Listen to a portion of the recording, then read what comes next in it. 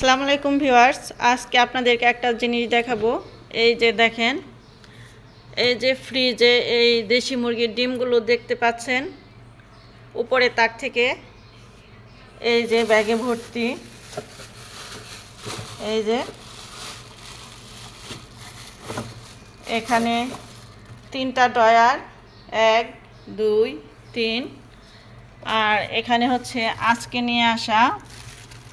এই যে এগুলো হচ্ছে সব আমার ছাদ বাগানে মুরগির খামারের ডিম। এখানে এতগুলো ডিম জমেছে। এই যে আপনারা সবাই দোয়া করবেন আমরা যেন এভাবেই খেতে পারি পিওর জিনিস। আর এগুলো হচ্ছে ছাদ বাগানের সবজি।